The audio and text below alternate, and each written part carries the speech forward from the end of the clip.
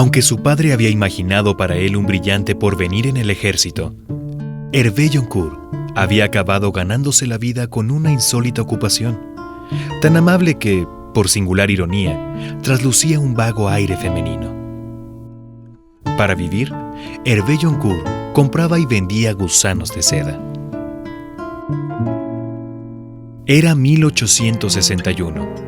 Flaubert estaba escribiendo Salammbô. La luz eléctrica era todavía una hipótesis y Abraham Lincoln, al otro lado del océano, estaba combatiendo en una guerra cuyo final no vería. Hervé Joncourt tenía 32 años. Compraba y vendía gusanos de seda.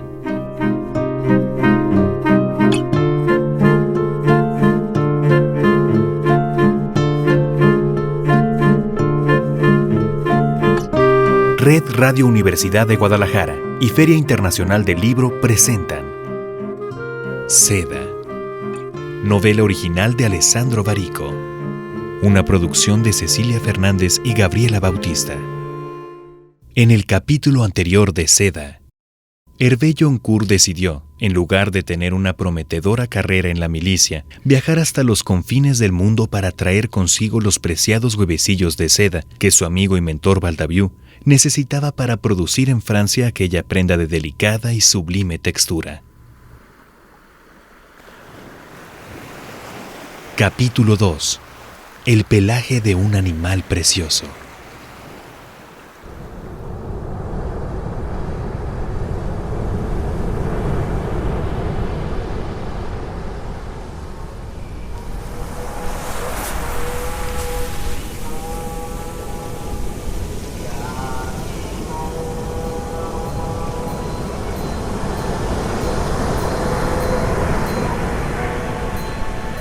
En aquellos tiempos, Japón estaba, en efecto, en la otra punta del mundo.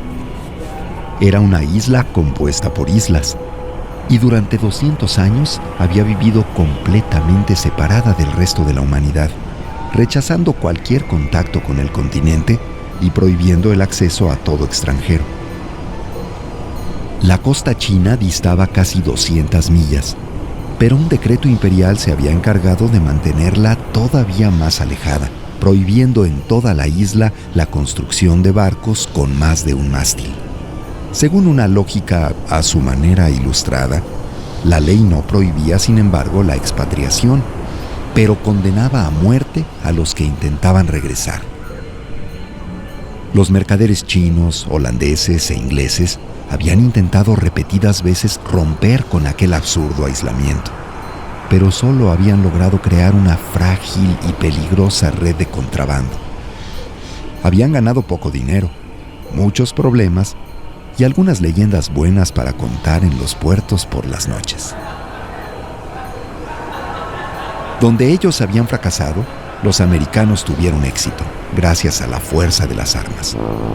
En julio de 1853, el almirante Matthew C. Perry entró en la bahía de Yokohama con una moderna flota de buques a vapor y entregó a los japoneses un ultimátum en el que se auspiciaba la apertura de la isla a los extranjeros. Los japoneses nunca antes habían visto una embarcación capaz de surcar el mar con el viento en contra. Cuando 7 meses después Perry volvió para recibir la respuesta a su ultimátum, el gobierno militar de la isla se avino a firmar un acuerdo que sancionaba la apertura a los extranjeros de 2 puertos en el norte del país y el establecimiento de las primeras, mesuradas, relaciones comerciales.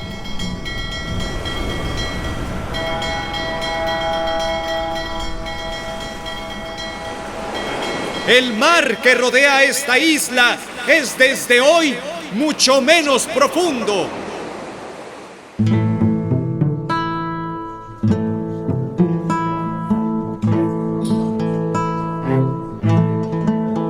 Baldaviu conocía todas esas historias. Sobre todo conocía una leyenda que se oía repetidas veces entre quienes habían estado tan lejos. Decía que en aquella isla se producía la seda más bella del mundo. Lo hacían desde hacía más de 1000 años. según ritos y secretos que habían alcanzado una mística exactitud. Lo que Baldaviu pensaba es que no se trataba de una leyenda, sino de la pura y simple verdad. Una vez había tenido entre sus dedos un velo tejido con hilo de seda japonés. Era como tener la nada entre los dedos. Así, cuando parecía que todo se iba al diablo por aquella historia de la pebrina y de los huevos enfermos. Esa isla está llena de gusanos de seda. Y una isla a la que en 200 años no han conseguido llegar ni un comerciante chino ni un asegurador inglés. Es una isla a la que no llegará nunca ninguna enfermedad. No se limitó a pensarlo. Se lo dijo a todos los productores de seda de La Ville, después de haberlos convocado en el Café de Verdun. Ninguno de ellos había oído jamás hablar del Japón. ¿Con qué tendremos que atravesar el mundo para ir a comprar unos huevos como Dios manda a un lugar donde si ven a un extranjero lo ahorcan? Lo ahorcaban.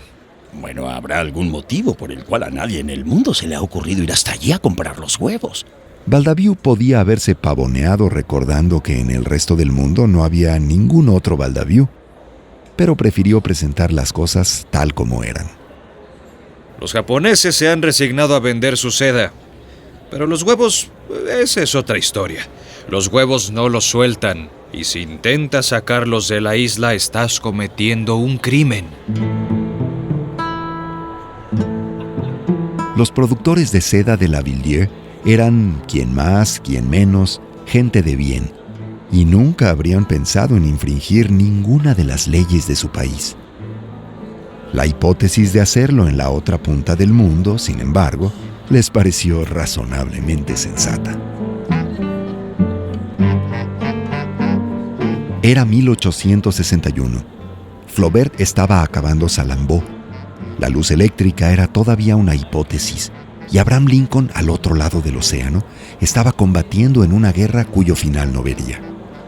Los criadores de gusanos de seda de La Ville se unieron en consorcio y recogieron la cantidad considerable necesaria para la expedición.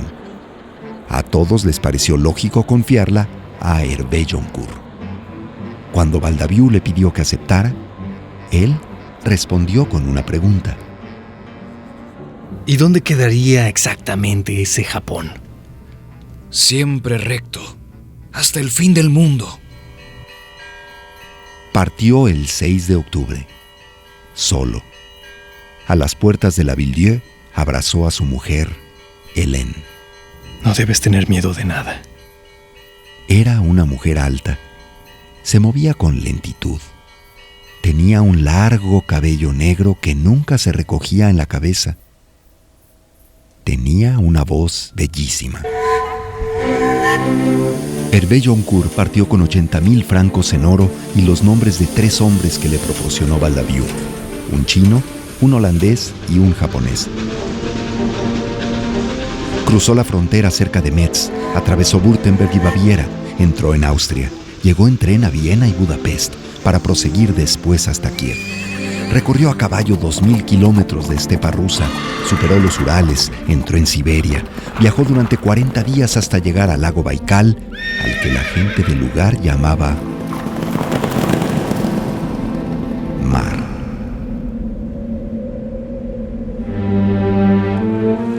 Descendió por el curso del río Amur, bordeando la frontera china hasta el océano. Y cuando llegó al océano, se detuvo en el puerto de Sabirk durante 11 días, hasta que un barco de contrabandistas holandeses lo llevó a Cabo Teraya, en la costa oeste del Japón. A pie, viajando por caminos, atravesó las provincias de Ishikawa, Toyama, Niigata. Entró en la de Fukushima y llegó a la ciudad de Shirakawa. La rodeó por el lado este. Esperó durante 2 días a un hombre vestido de negro que le vendó los ojos y lo llevó hasta una aldea en las colinas, donde permaneció una noche. Y a la mañana siguiente, negoció la compra de los huevos con un hombre que no hablaba y que llevaba la cara cubierta con un velo de seda. negra. Al anochecer, escondió los huevos entre sus maletas, dio la espalda al Japón y se dispuso a emprender el camino de vuelta. Apenas había dejado atrás las últimas casas del pueblo cuando un hombre lo alcanzó, corriendo, y lo detuvo. Yokoso irashaimashita. Zutto matte tan desu yo. Harakei-san ga uchi de matte imasu yo. Le dijo algo en tono excitado y perentorio. Después lo acompañó de vuelta con cortés firmeza. Watashitachi no mura de tanoshinde itte kudasai ne. Hervé Joncourt no hablaba japonés, ni era capaz de entenderlo, pero comprendió que Harakei quería verlo.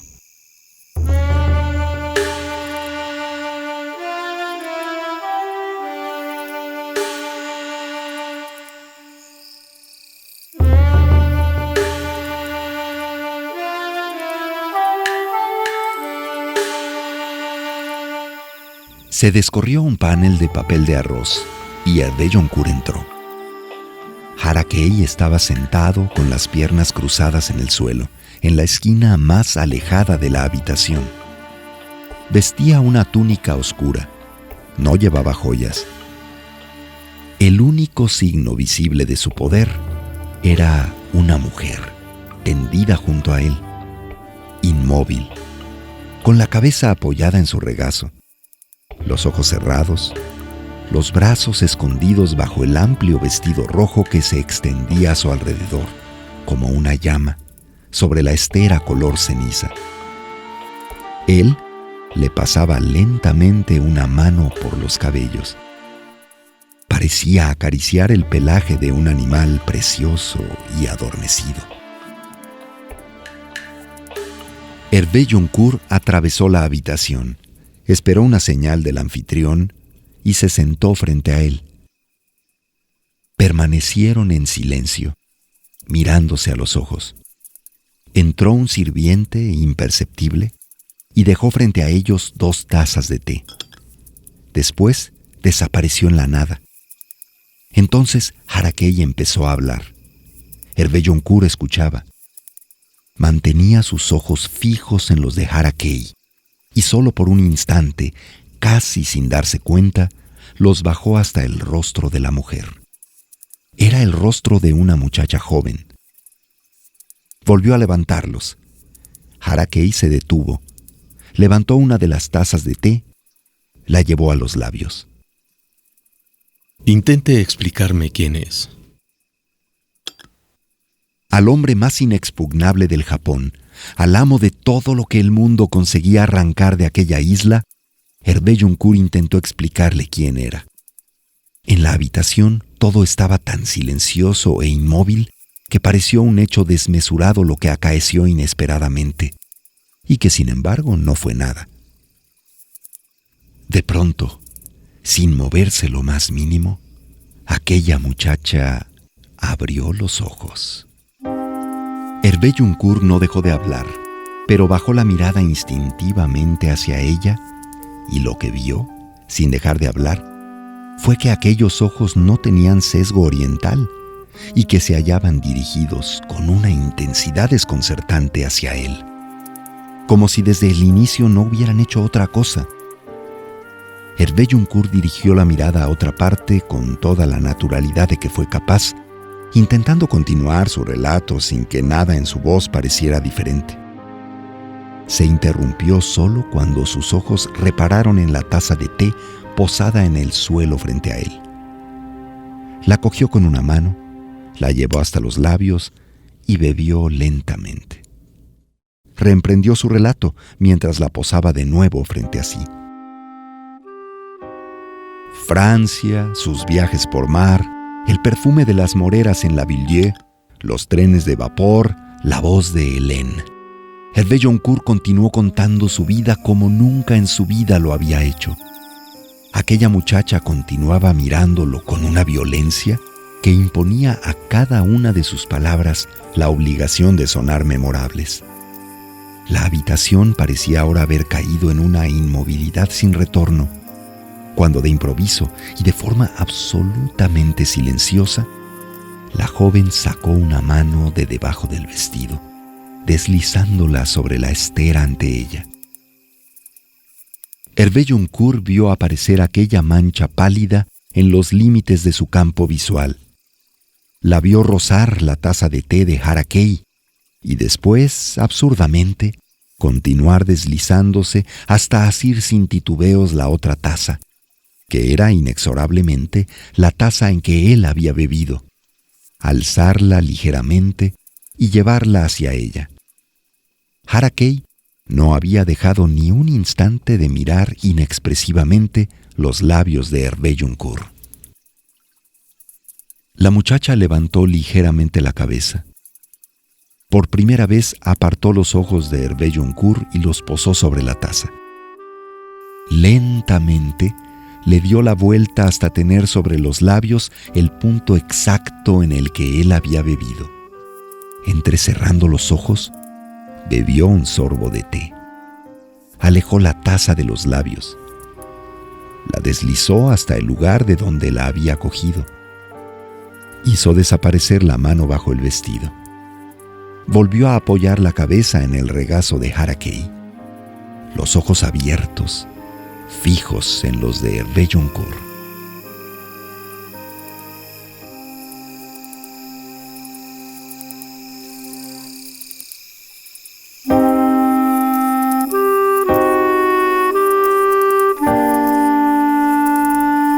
En el próximo capítulo de Seda, Hervé Yoncourt tendrá su primer enfrentamiento con el enigmático Harakei y la bonanza invadirá a la villa de La Villedieu.